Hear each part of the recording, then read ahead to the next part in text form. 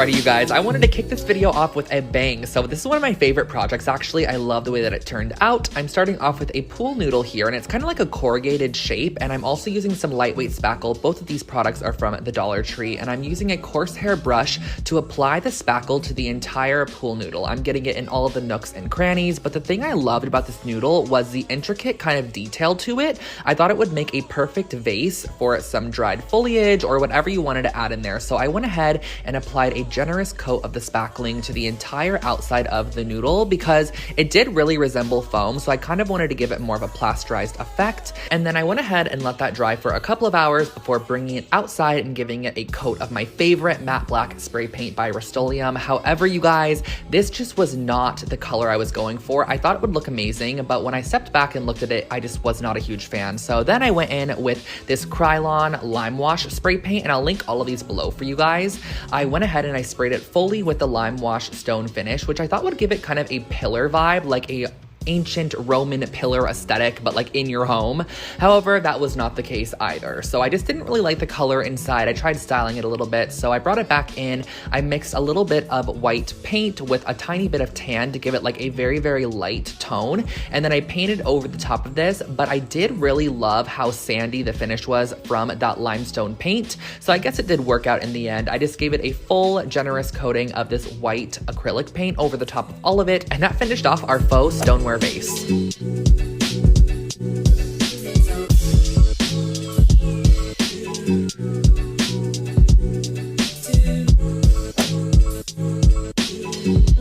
For project number 2, I actually drew inspiration from this bowl that my friend James has in his beautiful new home. I love the way this bowl looks. It's so stunning and organic, so I figured let's create it with a ceramic bowl from the dollar store and also some caulking. So basically what I did for this project was I filled the bowl with a generous amount of the caulking material. So I just pumped quite a bit of it on the inside, and then I'm using my finger to evenly distribute it all around the inside of the bowl. We're basically wanting to create a new texture. And also, guys, keep in mind, this is not a bowl I'm going to be eating out of or washing at all. It's more of a decorative object you could put on a shelf or a coffee table. So I went around, smoothed it around with my finger, and then I also kind of created this little swirly design because he has another bowl in his house, which I forgot to take a photo of, but it has this swirly detail in it, which I also loved. So I went ahead and used my finger to swirl to the top edge of the bowl and just give it a little bit more interest than what it had prior. So this is kind of creating a brand new texture.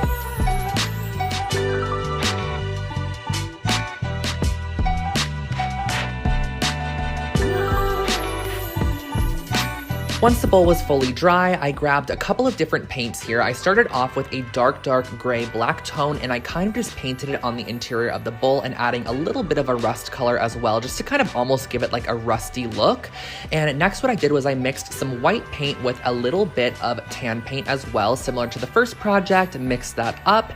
And I'm also going to be adding in baking soda. Now, my friend McKenna recently did this on her channel. I will link her video below, and I loved what she came up with. So I was like, I want to create a textured paint as well, and I went ahead and painted over the top of the first coat of color that we added. The key to creating like a distressed style bowl is to add tons and tons of layers of paint to achieve a nice kind of distressed look. So as you can see here, I'm going back with my finger and applying more. Now, the baking soda and paint mixture is really nice because it gives it a sandy ceramic finish, which I love. So here you can see I'm adding like a little bit of a watercolor effect to it just to kind of give a wash of gray. I wish I did have brown paint. I was fully out of brown. I think that would have been a little bit more of a nice antique finish. However, I went back, added another coat of the white ceramic paint that I created with the baking soda, and honestly just layered it up over and over. And then as you can see, the outside of the bowl as well, I painted that with the ceramic finish paint. And adding baking soda to your paint when you paint ceramic objects like this is such an easy way to achieve a similar finish. And it's really easy and effortless. Just let it dry overnight and you're good to go.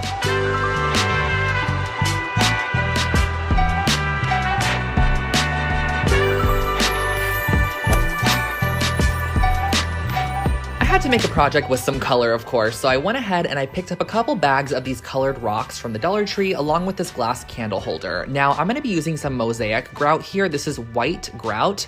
However, if you do not have this, which I know a lot of people probably don't have this, you can also use the spackling. However, I've been wanting to use this for a long time. I've had it in my stash for quite a while, so I figured why not go ahead and use the rest of it up. So I went ahead, I smeared a generous layer onto the top of the candle holder, and I'm going to be sprinkling on top the rock box in just kind of like a random formation. I got this light aqua color and then this really pretty sky blue. This pale pink color I wish was a little bit more vibrant, however, it worked great, and I also added some white and then just a contrasting black as well. Now the key here is to kind of make it look a little bit like terrazzo, so I pressed it into the grout, or you can press it into the caulking, whatever you have. Just make sure to press it down, that way it has a nice smooth finish, and you're gonna let this dry for a couple of hours, and then once it is fully dry, I added a coat of resin. Now, I wasn't gonna do this initially, however, I used resin on a project you're gonna see a little bit later in the video, so I figured why not pour the excess over the top to give it a nice finish. I heated it up with my heat tool to pop any air bubbles, and that was really all. Just let it cure overnight, and that's your new trinket tray.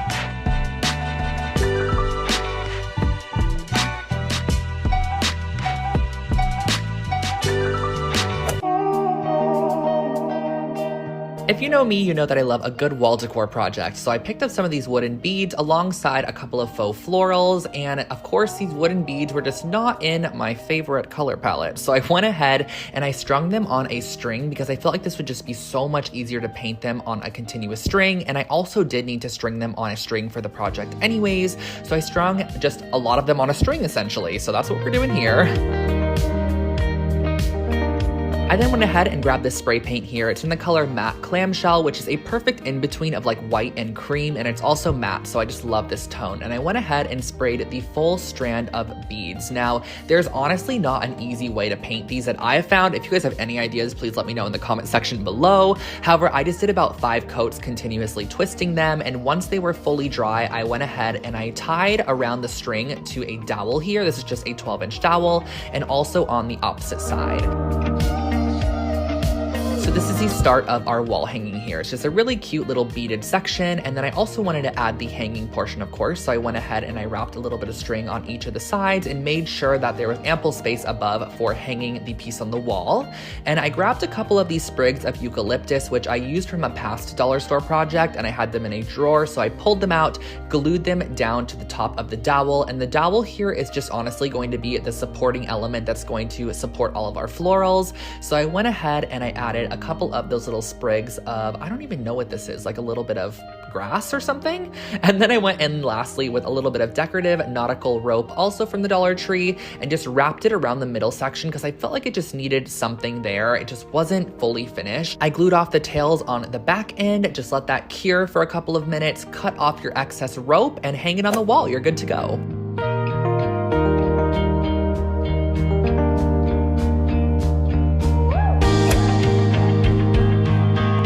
For project number 5, I added these really cool dollar store vases using Mardi Gras beads, and I wanted to do my own take on it as well. So what I started off with was a glass vase and also some of these party beads in a green color. You can choose whatever you want because we are going to be spray painting them. Now I'm going to be using my Gorilla Hot Glue sticks, which are great for glass, and I'm going to be gluing the bead strand around the bottom half of this vase. Now the great thing about this as well is this is like a perfect technique to add texture to really anything. So not only can you do this on vases, you could do it on planters, you could do it on a tray, whatever you want to add like this really fun kind of bumpy rigid texture to, you could do.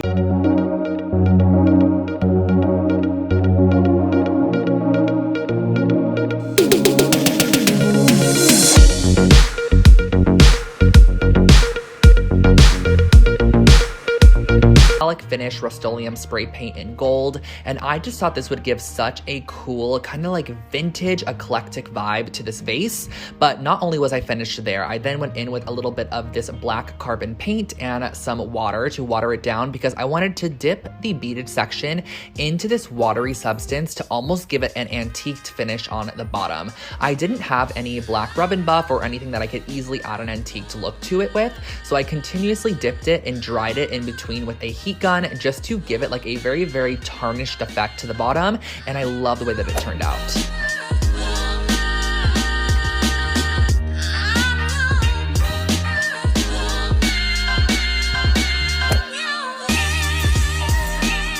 project that I get sent to me all the time that you guys recreate is a dollar store frame. So I figured let's go ahead and create another fun little dollar store frame. So I picked up a couple of the fall florals and I pulled them off of the stems because we are going to be giving these a nice coat of gold spray paint. This project is inspired by an anthropology frame set, which I also created an identical version of on my channel a while back. So just pull off all of the flowers that you want to use for your frame. I just pulled off extra so I had them, and then I placed them inside of a box here. This is my spray paint box. As you can see, it's been well loved. And I went ahead and used the same gold spray paint from the last project. Now, because these flowers are super lightweight, they are gonna fly around, but do not worry because you're not gonna need to get them fully coated in this stage. I just like to do this so I have a general idea of what they're gonna look like on the frame.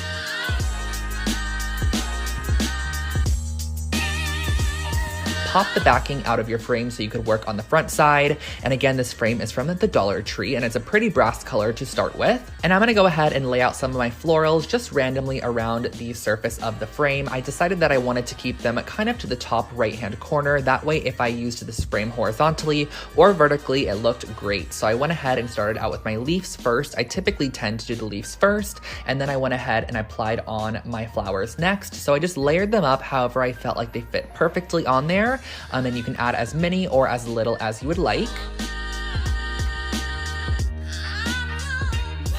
To the center of the flowers, I also plopped in a little bead here just because I had these on hand and I thought they would add a cute little element to the center of all of the flowers. And then you're gonna pop this back into your box and really give a generous coat of spray paint to the top of all of those florals. Let it dry and style it on a nightstand or a shelf.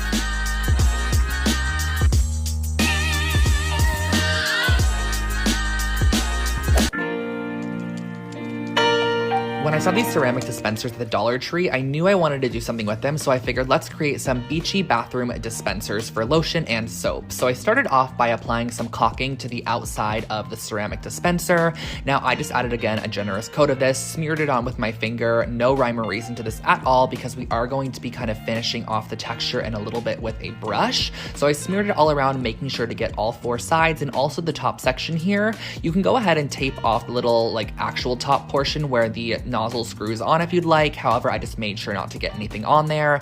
And I used a nice coarse brush here to kind of create this very linear texture on the top of the caulking. And all I did was kind of scrape it up and down.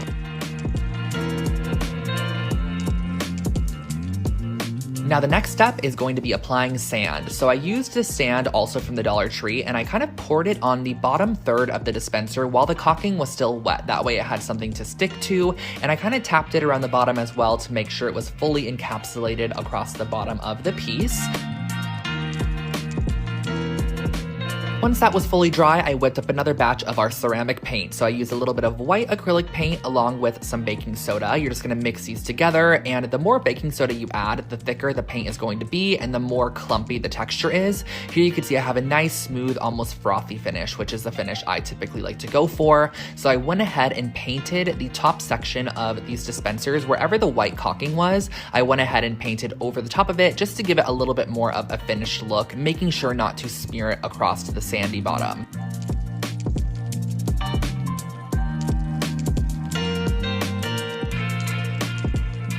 Once we had that painted on, I grabbed some resin here. I've had this in my stash forever. I bought the big bottles. You're going to mix equal parts of the resin with equal parts of the hardener and stir it for a couple of minutes just to set that up and start activating the process. So I went ahead, I stirred that up, and I'm going to be using a paintbrush to apply a nice, generous amount of this to the bottom third and kind of overlapping on top of our white section that we painted as well, because I wanted it to have a glossy sheen, but I also wanted it to encapsulate all of that sand on the bottom half. So as you can see here, I hope you can kind of see how far up I brought the actual glossy resin. So I brought it up a little bit over the top of the sand. That way the white section had some gloss to it, and just let it sit and cure overnight. And once you're done, you have these fun little dispensers.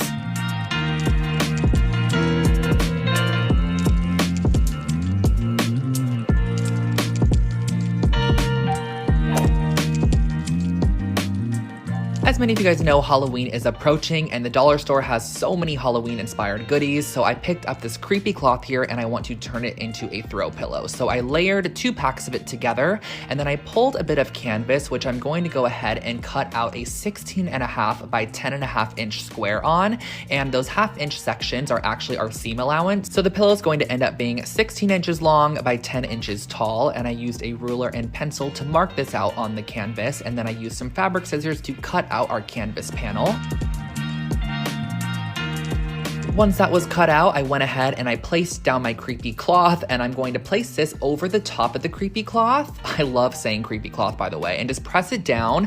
Now, what I'm gonna do next is use some sewing pins just to secure this together because there are so many layers of that cloth material. I wanna make sure that it stays pinned to the backing layer and nothing gets snagged in the sewing machine when I go to sew it. So I pinned all the way around the exterior, I popped it in my sewing machine and did a simple stitch all the way around the outside of the pillow, leaving about a 4-inch gap at the end. That way we can invert it inside out.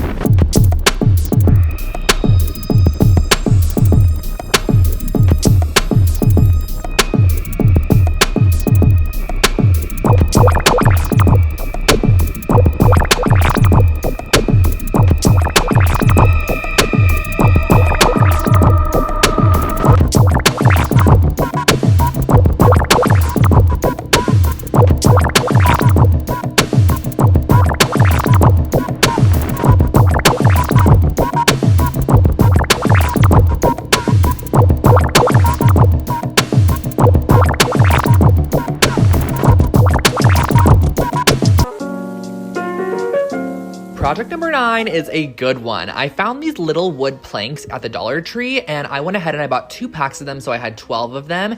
And I started off by adhering 3 of the planks together. So these are just square pieces of wood. They're about 4.5 by 4.5 inches. So they're perfect size to be coasters. However, they're pretty thin. So I went ahead and I used this quick hold E6000 and I glued 3 of them on top of each other. As you can see here, I'm pressing them together, and make sure to just wipe away any glue that might seep out of the edges, but you're going to be doing this for however many coasters you want. I did a set of 4 with 2 packs of the wood planks. Once those are dry, I used a little bit of sandpaper just to sand down any of the edges because after I pulled them out from underneath the books, there was quite a bit of glue that had seeped out of the edges, so I wanted to sand off any of that glue. That way, when I went in with the stain I'm using right here, which is the Early American wood stain, it would also stain the edges. So I popped open this can, gave it a good shake prior, and then used just a paper towel to stain the surface of these coasters. Now, I'm only staining about 2/3 of the front side, all of the edges, and the back side. You could just honestly stain the entire thing if you want to. However, I was really low on the stain, so you're gonna see why I only stained 2/3 of the front in just a minute here. I picked up these really cute terrazzo wrapping papers a while back on Amazon, and I just love the way they looked, and I figured they would be perfect for this project. So I started off by pulling one of the prints that I liked the best, and on the back side, I drew a 2-inch line from the edge. That way I knew how much I wanted the terrazzo to go on top of the coaster. I'm gonna be using this Mod Podge hard coat, which is just a, like it says, hard coat sealant, and I'm applying the Mod Podge onto the top of the coaster where we did not stain the right side because I'm gonna be laying it on top of our terrazzo wrapping paper up to that 2-inch line and just giving a generous amount of extraness, a generous amount of paper on the left, right, and top sides of this coaster. So I'm gonna go ahead and let this dry for about 30 minutes. And then once that is done, I just went around on the backside and cut off our terrazzo paper with about 1 inch to spare on all of the edges. Once that was cut, you can just go ahead and snip on that gray pencil line as well that you can kind of still see from the paper where we added it initially. Snip across that because we're then going to add some Mod Podge to those side tabs there. As you can see, I'm going to add it onto the edge and the back side there, and I'm going to flip over that side tab and just press it across the side of the coaster and onto the back side of the coaster, and just make sure it's nice and secure. And then I'm gonna go ahead and cut down to kind of cut out the corners of our paper, because then you're gonna wanna go in and secure the right tab as well. And lastly, you're going to secure that bottom flap, making sure that it overlaps the two left and right tabs. And that's how we're going to be wrapping all of the coasters. It's pretty simple, and there's a lot of different techniques to wrap papers, so whatever you feel comfortable with doing, I suggest doing that. But I went ahead and I wrapped all 4 coasters with our terrazzo wrapping paper. Once that was fully wrapped, I also added a coat of the hard coat sealant onto the top, making sure to only do the terrazzo section first, because if you do start using it on the wood stain section, the wood stain can actually transfer onto the terrazzo paper and just make it look a little bit dirty. So I just coated the entire terrazzo section, and then the wood section, I added a little bit of canvas to the back side. I cut these down to 4" by 4" squares. That way it had a nice soft surface for your tabletop, and I used a bit of Fabri-Tac adhesive to just glue this down to the back side to hide any of the ugliness from that terrazzo paper. And that really finishes off this project. Just let them dry for a couple of hours and you're good to go.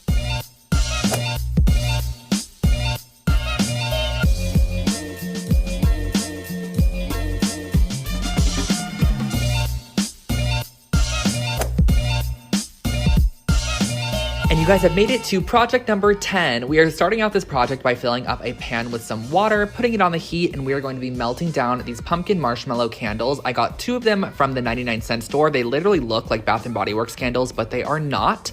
And it takes about an hour to melt these down fully. So I'm gonna go ahead and, while they're melting down, grab 2 of these ceramic bowls also from the 99-cent store, and I'm going to glue the bottoms of them together. Now, my friend Peony and Honey on Instagram created a similar planter where she glued 2 bowls together, and I thought that the shape was so cute and perfect for a candle. So I glued these together, brought it outside, and used my terracotta spray paint, which you guys know I love, and I sprayed the entire vessel with the terracotta spray paint. And this just honestly makes it look like it was handcrafted and that it literally was made of a terracotta finish. However, it wasn't. We're just giving it a faux look. So after about 45 minutes, this is where our candles are at, and I'm gonna go ahead and glue in a brand new candle wick. I've had these for a long time from past projects. I wrapped it around a dowel as well, just to make sure that the candle wick would stay centered while I pour the wax in. So pour the wax in very, very carefully. If you have any spillage, do not worry. You can easily wipe it away before it dries. So I poured in 1 full candle, and there was still a little bit of excess at the top. I was actually surprised that 1 full candle filled it that much.